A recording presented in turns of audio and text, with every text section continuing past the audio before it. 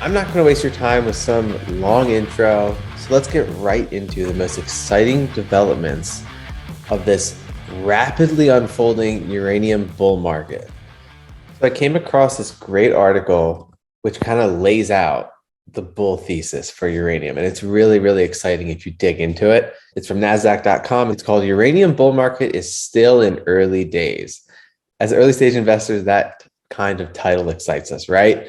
So what it does is it highlights what the CEO of Sprott Asset Management thinks of the uranium bull market. This is the guy behind the Sprott Physical Uranium Trust, which is taking pounds off the market and causing this bull market to take off. So what I love about this article is that it actually gives us the math behind the uranium bull market so we can break down supply demand and not just guess. With the 444 reactors requiring around 180 million pounds of uranium per year to operate, and primary supply only able to meet 130 to 140 million pounds, uranium has long coasted on a rapidly dwindling secondary supply. So this breaks down kind of the math behind the supply deficit that we've talked about so much on this channel. It's real. There's a supply deficit. And this is before factoring in the additional uranium that's going to be needed. And this is, again, is why the Sprott Physical Uranium Fund, Yellow Cake PLC, the Kazakhstan Physical ETF, taking pounds away from the market in the midst of the supply crunch is causing the uranium spot price to spike. So now let's get into the future. As we've talked about before, Japan plans to put 30 reactors back online, and a number of new reactors are being built around the world, including China, which we've also talked about, including the bullish story in England, in France, and so many other places. 30 to 40 million additional pounds of uranium will be needed to meet the increased demand. That's assuming energy needs remain static. So in addition to the 180 million pounds of uranium per year for the 444 reactors that already exist, 30 to 40 million additional pounds of uranium will be needed to meet the increased demand. So assuming no more supply comes online, the supply deficit is going to grow by 30 to 40 million. So it just speaks to why we're going to need the spot price to go even higher to incentivize this mine production, which is going to take 14, 18 months, according to John Polemy in an interview that I had with him a few weeks ago. This 30 to 40 million just factors in the known, currently priced in increased reactor growth. Okay. So this is the known stuff from Japan and China. But here's a quote.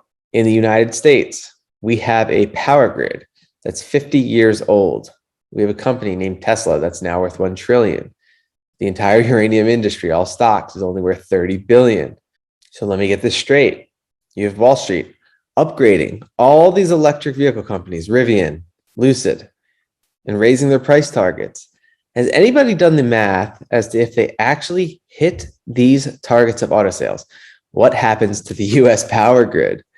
How does the 50-year-old power grid support that kind of demand for baseload power in all these batteries? We're supposed to go from 7 million electric vehicles this year globally to 145 million. So think of the impact on the power grid. So the assumption here is that oil and fossil fuels are not going to be used to power these vehicles and that we're going to need something else, right? So the energy that's currently fueling American travel, the source, is going to be phased out in favor of these electric vehicles. And the electricity that's going to be needed to fuel all these electric vehicles, a complete paradigm shift in American transportation, is going to have to come from uranium. And we've already proved why, if you look at Germany and around the world, why renewables will not be able to work. So this is a taste of the incredible news and bullish developments to come for this amazingly undervalued space.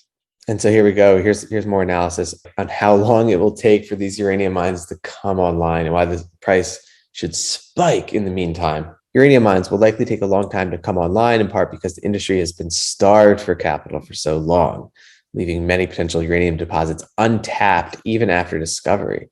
Uranium is set to benefit from more and more institutions and countries seeing it as a solution to their energy woes. We've definitely talked about that. China currently has 5% of its energy coming from nuclear power, but we also talked about how they're building more plants and how it plans to push to 10% to meet carbon reduction goals. But Campaglia thinks it could go even higher than that, noting that a recent drought stymied their hydro plants. This whole situation of Glasgow and this green revolution coming out of the Biden team with this new piece of legislation, which we'll talk about in a moment. The attention is going to be off the charts in the next 5 months. I just love this article. It just summarizes very well the bull case for uranium and gives us some math and the breakdown behind the pounds and the supply side and demand side and how it seems like there's nothing stopping it. This is absolutely incredible and seems like there's a lot more room to run. So let me go into some news of this week to keep you guys up to date. A $4 billion nuclear power plant backed by Bill Gates and Warren Buffett is set for construction in Wyoming. They're using Wyoming to build a new small nuclear power plant intended to help replace the coal-fired plants dotting the state. So again, you have the biggest, richest people in the world investing in this space. They clearly see something that we all see, and it's very exciting. Gates's TerraPower is partnering with GE to build the plant, which could be running within 7 years, which again speaks to the longevity of this potential bull market, right? 7 years out is when this thing's going to come online. And again, don't forget the macroeconomic inflationary tailwinds, dollar devaluation, which is just going to put a floor underneath these commodity prices long term.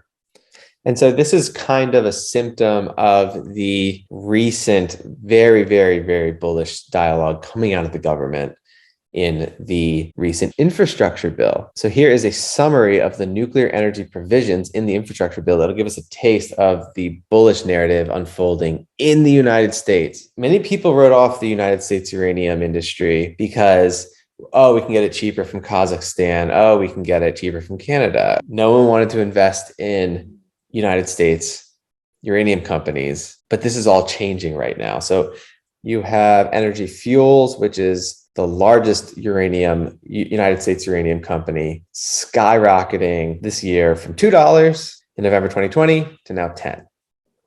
So if that's not an early stage multi-bagger investment, I'm not sure what is. But look at what happens if you bring the chart out. It just looks like there's a lot more room to run if this bull market does unfold. And if we look at the US infrastructure bill and the uranium provisions, we can see kind of how it will unfold.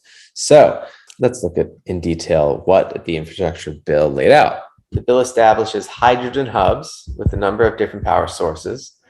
The hubs are intended to demonstrably aid the achievement of the clean hydrogen production standard. The issue with hydrogen is it requires a lot of energy to be produced. And so currently the narrative has been that, oh, well, it's going to take a lot of fossil fuels to generate this clean hydrogen power. But no, nuclear, as we talked about, is going to be a big fundamental piece, and it's going to be linked to hydrogen energy production. So at least one of the regional clean hydrogen hubs must be to demonstrate the production of clean hydrogen from nuclear energy. The bill appropriates $8 billion in total for the clean hydrogen hubs. And this just shows how you're not going to get hydrogen without nuclear. So anyone who thinks that hydrogen could cannibalize nuclear, absolutely impossible. It's going to grow hand in hand with nuclear. The bill authorizes a new clean energy demonstration on mine lands program and appropriates $500 million for the program.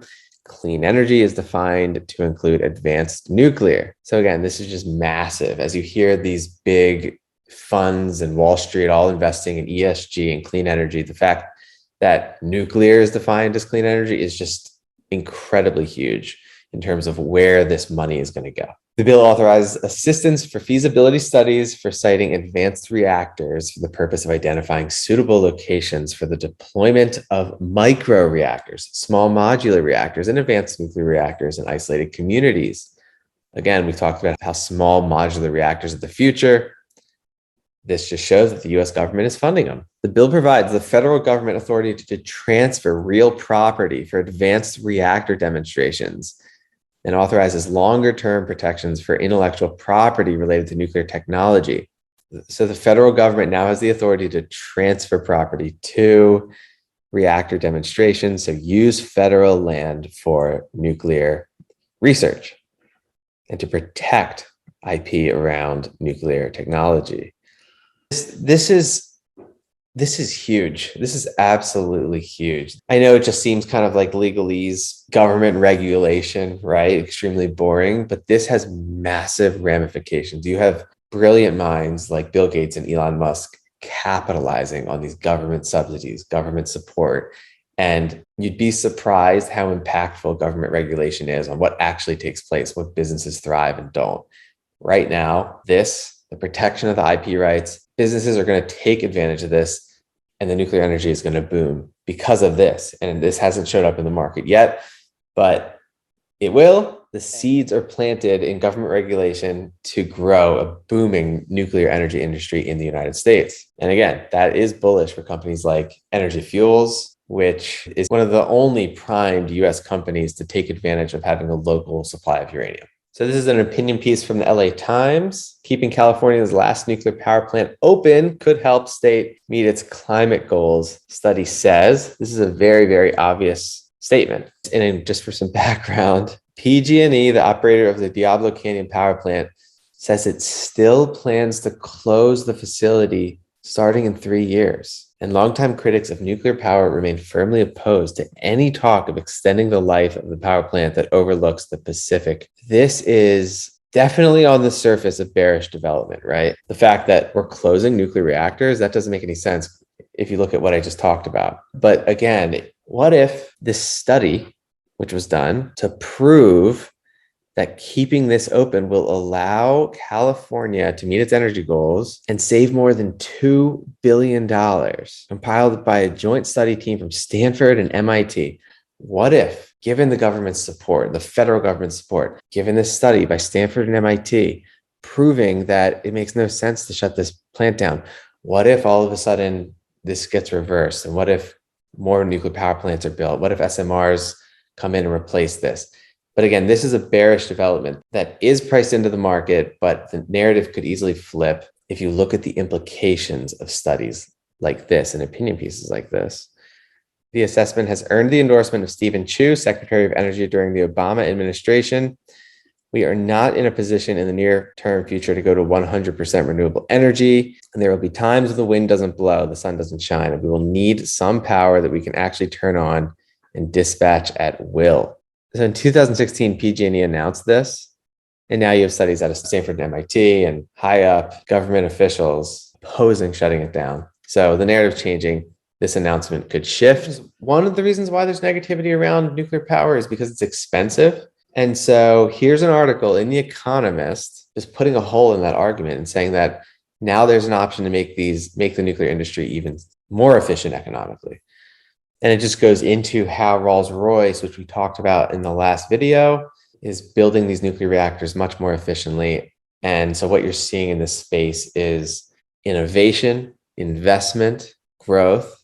And anyone who puts all these pieces together, government support, the richest people in the world backing it, incredible advancements in technology, a supply chain crunch, which won't be resolved for many months, can envision an extended bull run, if not a bubble. Don't forget, there's a wall of cheap money floating around Wall Street, and they're always looking for a home for it. So everything is pointing to an epic bull run.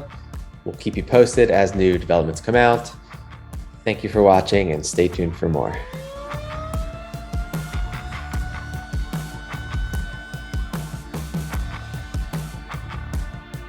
This discussion is for informational purposes only. Nothing in this discussion should be taken as investment advice. Guests are not compensated for their appearance. Do not base any investment decisions on the information presented.